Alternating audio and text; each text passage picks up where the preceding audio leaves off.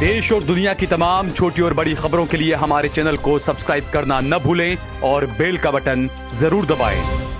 आज 50 वर्ष की उम्र है, 50 यही की उम्र है, यही मम्मी की शादी भी यही हुई है, हम भी यही हुआ है। मम्मी खुद शादी करके यहाँ तो कुछ नहीं सर हमको दायरा खाली करने का बोले, ऐसे कैसे खाली, कहाँ जाएंगे हम लोग, बच्चे लेके कहाँ जाएंगे बोलो। थोड़ी हम यही कर रहे हैं। अच्छा, वैसे आप लोग कहाँ से हो, बिहार से या?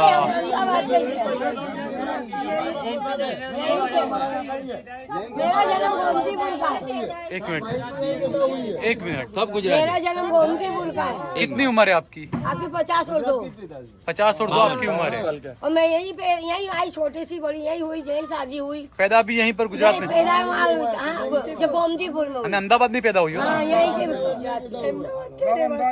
रहवासी। और आप कितने साल से रह रहे हैं यहाँ? यहाँ पर हो गया 51 बरस हो गया। 40 बरस हो गए यहाँ पर। नहीं 51 बरस हुआ। 51 साल हुए आपको यहाँ रहते हुए?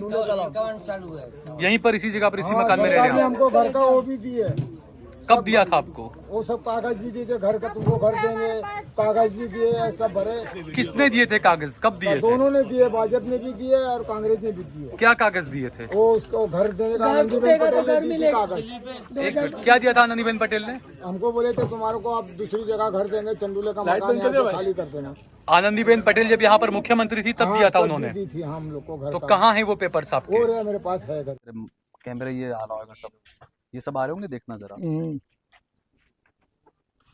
अच्छा, ये क्या है चाचा, ये पेपर सारे? ये पेपर से हम लोग को बोले थे आपको घर दिया जाएगा, आप यहाँ से खाली करके जाना, तो हमारे लोग के लिए 10,000 मकान बना था। अच्छा, ये गुजराती चंदूले वाले में, लोग के। एक मिनट, ये गुजराती में लिखा है हाउसिंग फॉर ऑल हाँ, ना मिशन ने सार्थक करती मुख्यमंत्री गृह योजना। घर यानी के ये लिए। आनंदीबेन पटेल मुख्यमंत्री थी तब हाँ, आपको ये जब पत्र दिए गए थे? दिया था। फॉर्म वगैरह भराए गए थे आपसे? फॉर्म भरे थे हम लोग ने, तो फॉर्म जमा हुए, लेकिन वो हमारे को घर मिले।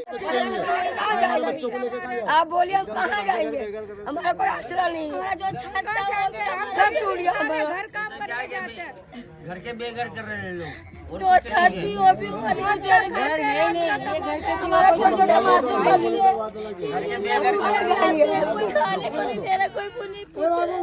हम कहाँ जाए, ऐसे बैठे रहे वजह से टेंशन ले ली, कहाँ जाएंगे, फुटपाथ पर जाके पड़े रहेंगे, बच्चे धूप में बैठे रहेंगे, ये छूट जाएंगे बच्चे, कहाँ मासूम बच्चे कहाँ जाएंगे। 3 दिन से ऐसा धूप में बैठे रहेंगे हम लोग। 3 दिन से क्यों नहीं खाया? पुलिस पकड़ के लेके जा रही है हमारे घर वालों को, रात को 5 बजे। बोले चलो, बोले चेक करके छोड़ दिया जाएगा। हमारे को हमारे डॉक्यूमेंट देख के ना वापस नहीं तो खाना पीना भी बखा। अस्सलाम वालेकुम, आदाब। देश लाइव में आपका स्वागत है। इस वक्त रात के 2:30 बज रहे हैं और 29 तारीख हो चुकी है, 29 अप्रैल 2025। जिस तरीके से पहलगाम में हमारे देश पर जो हमला हुआ, बिल्कुल वो देश पर हमला था, उसके खिलाफ कार्रवाई होनी चाहिए। जो भी उसके कसूरवार हैं, पाकिस्तान, चाइना या जो भी हो, बदला लिया जाना चाहिए। भारत ऐसे हमले बर्दाश्त नहीं करेगा। लेकिन भारत ये भी बर्दाश्त नहीं करेगा कि आप संविधान की धज्जियां उड़ाते हुए रात को 12 बजे से आप बुलडोजर लाकर खड़े कर दें और अहमदाबाद के चंडोला तालाब में, जहां पर तकरीबन 25,000 मुसलमान रहते हैं, मीडिया में यह हवा बनाई गई कि 1,000 बांग्लादेशियों को पुलिस ने हिरासत में लिया, पैदल चलाया गया उनको सड़कों पर, कानून की धज्जियां उड़ाई गई और मीडिया ने अपनी हेडलाइंस में, न्यूज़पेपरों ने अपनी हेडलाइंस में पहले पन्ने पर यह खबर को छापा, प्रमुखता से छापा, प्रमुखता से खबरें चलाई कि देखिए सब बांग्लादेशियों को गुजरात की पुलिस ने हिरासत में लिया है। लेकिन जिन 980 या 780 जिन लोगों को हिरासत में लिया गया था, कोई लोग कह रहे हैं 790, कोई लोग कह रहे हैं 1,000, उनमें से 90% भारतीय निकले। और वो मजदूर थे जो बिहार से, कलकत्ता से, महाराष्ट्र से, झारखंड से, उत्तर प्रदेश से आकर अहमदाबाद के चंडोला तालाब में बसे थे। कोई कड़िया काम करता था, मजदूरी का काम करने वाले थे, ऑटो रिक्शा ड्राइवर थे, रिक्शा ड्राइवर थे, माल ढोने वाले थे। उन लोगों को उठाकर ले गई थी पुलिस और मीडिया में पहले यह हवा बनाई गई कि सभी बांग्लादेशी हैं। और जब पुलिस ने उनमें से 80, 85, 90% लोगों को रिहा कर दिया, डॉक्यूमेंट्स चेक किए। बिल्कुल ये पुलिस का काम है, जांच होनी चाहिए। कोई भी पाकिस्तानी, कोई भी बांग्लादेशी या कोई भी किसी और देश का भारत में अगर गैर कानूनी तरीके से रह रहा है तो उसको यहां से खदेड़ा जाना चाहिए। उसके लिए कोई इनकार नहीं कर सकता, हम भी इनकार नहीं करते, कोई मुसलमान इनकार नहीं करेगा। पूरे 140 करोड़ देशवासी इस वक्त साथ खड़े हैं कि जिसने भी पहलगाम के अंदर जो हमला किया है उसके कसूरवारों को बख्शा नहीं जाना चाहिए। जो भी देश उसके खिलाफ है, उसके अंदर शामिल है, पाकिस्तान या जो भी, बदला लिया जाना चाहिए। भारत सरकार को होना चाहिए। हमारी सेना बहुत मजबूत है। हमारी सेना हमारे प्रधानमंत्री के एक कॉल का इंतजार कर रही है कि हमारे प्रधानमंत्री कहें तो लेकर आ जाए। मैं तो ये तक कहता हूं, मेरा नाम सहल कुरैशी है, लेकिन मैं ये कहता हूं कि प्रधानमंत्री नरेंद्र मोदी जी, मैं अखंड भारत के लाहौर में जाना चाहता हूं अगले महीने। 56 इंच का सीना दिखाइए आप। लेकिन जो मीडिया में खबरें बनाई गई कि बांग्लादेशियों को पकड़ा, बांग्लादेशियों के घरों के लाइट के कनेक्शन काट दिए, ये तमाम खबरें दिखाई गई। माहौल पहले बनाया गया कि बांग्लादेशी बांग्लादेशी बांग्लादेशी। लेकिन जब मैं वहां पर गया, छोटे छोटे बच्चे, बुजुर्ग बहुत बुरे हाल में थे वहां पर। बिल्कुल अतिक्रमण करके वो लोग रह रहे हैं। लेकिन गुजरात के मुख्यमंत्री जी, गुजरात के गृह मंत्री जी, प्रधानमंत्री जी, गुजरात की पुलिस ने उनको वेरीफाई किया है कि वो लोग इसी देश के रहने वाले हैं, इसीलिए उन्हें आज रिहा किया गया। और वहां से रिहा करने के बाद फौरन चंद घंटों के अंदर मौखिक कोई नोटिस नहीं दिया गया, कानूनी नोटिस नहीं आया कि आपको ये जगह खाली करनी है। मौखिक तौर पर कहा गया कि आपको 2 घंटे के अंदर ये जगह खाली करनी है। लोगों ने कहा कि 2 घंटे में हम कहां जाएंगे। उसके बाद कहा गया कि सुबह 8 बजे तक जगह खाली कर दी जाए। मैं इसीलिए कह रहा हूं कि बदला आपको नापाक से लेना है, ना पाकिस्तान से लेना है। अब कोई अनपक इसको ना पाकिस्तान से लेना है ना समझे, मैं वो नापाक से कह रहा हूं। ना पाकिस्तान है वो, पाकिस्तान नहीं है वो ना पाकिस्तान है। हमारे देश पर हमले करने वाले जो लोग हैं उनसे बदला लीजिए आप। पूरे 140 करोड़ की जनता आपके साथ है।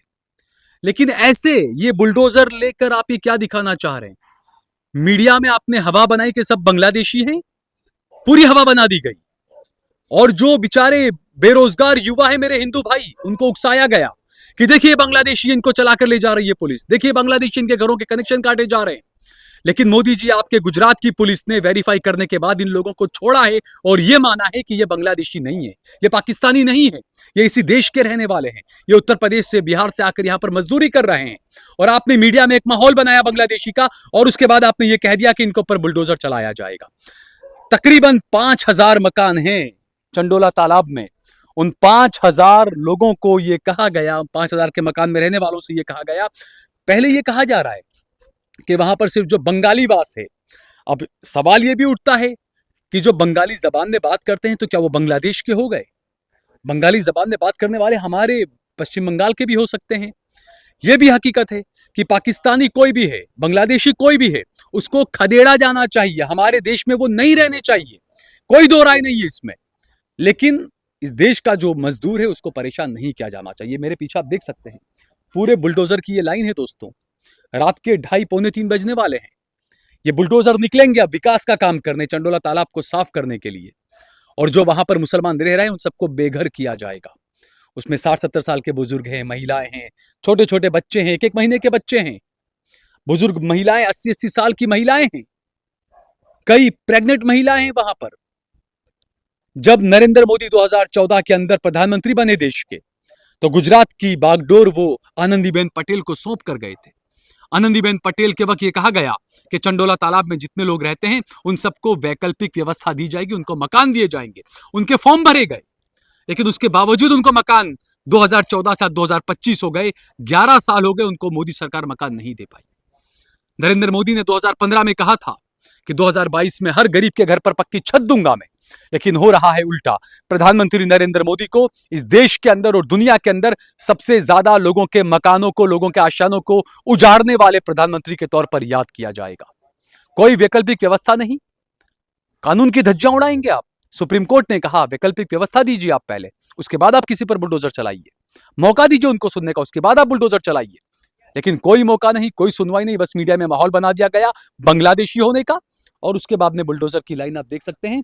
आइए मैं अपने कैमरामैन से कहूंगा थोड़ा सा आगे आए। ये तमाम वो बुलडोजर हैं, ये तमाम बुलडोजर देखिए, ये बहुत सारे बुलडोजर हैं। मेरे ख्याल से 50-60 बुलडोजर होंगे शायद, यहाँ पर भी हैं, आगे भी हैं। ये तमाम बुलडोजर देखिए आप, ये बुलडोजर हैं। ये बुलडोजर कल जाएंगे और मेरे देश के कुछ जिनका मानसिक संतुलन सही नहीं है वो लोग खुश होंगे कि बांग्लादेशियों के मकान पर बुलडोजर चल रहा है। लेकिन गुजरात पुलिस ने वेरीफाई किया है कि वो बांग्लादेशी नहीं है। जो बांग्लादेशी है उनके मकान पर तो चलना ही चाहिए। जो पाकिस्तानी गैर कानूनी तौर पर रह रहे हैं, जो बांग्लादेशी गैर कानूनी तौर पर रह रहे हैं मेरे देश के अंदर, भारत के अंदर, उनके घरों पर बुलडोजर चलना चाहिए। लेकिन जो भारतीय हैं उनके घरों पर आप बुलडोजर चलाएंगे, बड़ा अजीब सी बात है ये। तो यहाँ पर आप देख सकते हैं ये सब सो रहे हैं, मेरे ख्याल से बुलडोजर के ड्राइवर ही होंगे बेचारे ये सब। सुबह में इन सबको जाना है काम पर, सब जाएंगे बुलडोजर लेकर ये लोग। ये सारे बुलडोजर है देखिए आप, तमाम बुलडोजर का इंतजाम यहाँ पर किया गया है।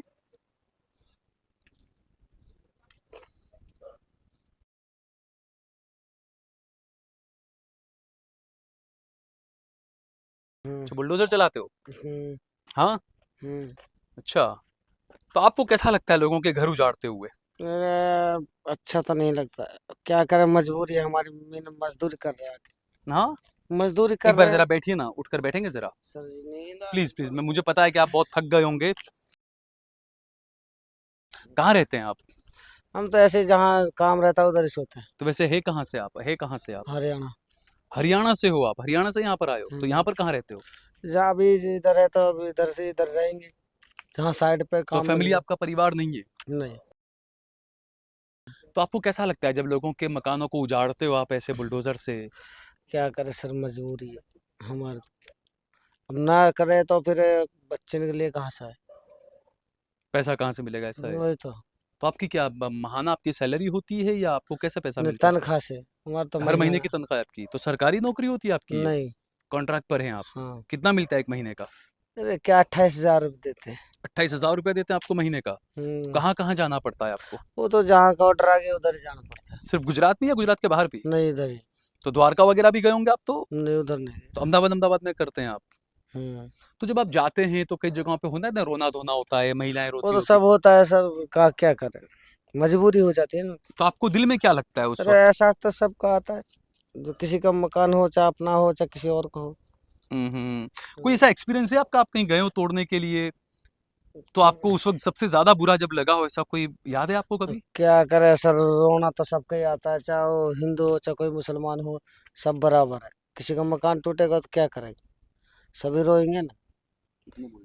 ये तो ये कितने बुलडोजर है यहाँ पर ये गिनती कोई नहीं, कितना है अंदाजा? 50-60 होंगे हाँ इतना या ज्यादा हैं? इतना तो होंगे, 50-60। 50-60 हैं। सुबह कितने बजे आपको बोला है? हमको नहीं पता, तो 10 कहीं बजे 10 बजे ले जाए, 11 बजे ले जाए, सुबह 5 बजे भी ले जाएं? 5 बजे ले जाए। सुबह कितनी जल्दी ले जाते हैं वैसे ज्यादातर? ये कोई नक्की नहीं, 12 बज जाते हैं, 1 भी बज जाता है, तो कोई नक्की नहीं है। टाइमिंग है कितने बजे तक काम करना है? इनका काम 6 बजे तक होता है। 6 बजे तक करो। शाम में 6 बजे तक कल काम करना है आपको, ये बोला है आपको? नहीं हम चलाते ना।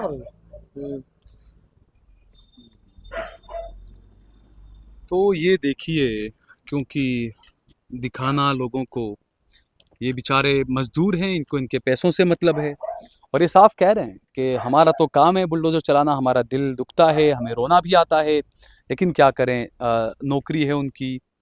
ये आप देखिए, सब लोग सो रहे हैं यहाँ पर, और ये बुलडोज़र सुबह में ये लोग लेकर जाएंगे।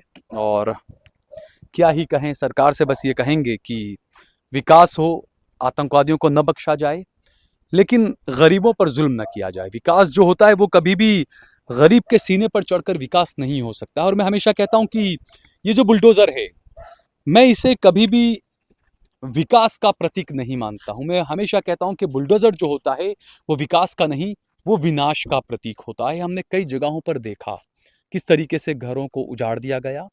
और ये जो मैं मानता हूं कि गुजरात में मेरे ख्याल से द्वारका के बाद सबसे बड़ा मेगा डिमोलिशन जो होने जा रहा है वो अहमदाबाद में आज रात में होने जा रहा है, जहां पर कई हजार लोगों को प्रधानमंत्री नरेंद्र मोदी के इशारे पर बेघर किया जाएगा। बार बार वादे किए गए कि मकान मिलेंगे, लेकिन मकान उन्हें नहीं मिले, और गरीब कहाँ जाएंगे, क्या होगा, ये अब क्या ही कहें। सरकारों को अपनी जो नीति है वो बदलनी चाहिए, सरकारों को अपनी नीति जो है सुधारनी चाहिए और उस पर गौर करना चाहिए।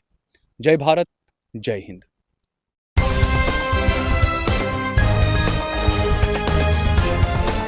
देश और दुनिया की तमाम छोटी और बड़ी खबरों के लिए हमारे चैनल को सब्सक्राइब करना न भूलें और बेल का बटन जरूर दबाएं।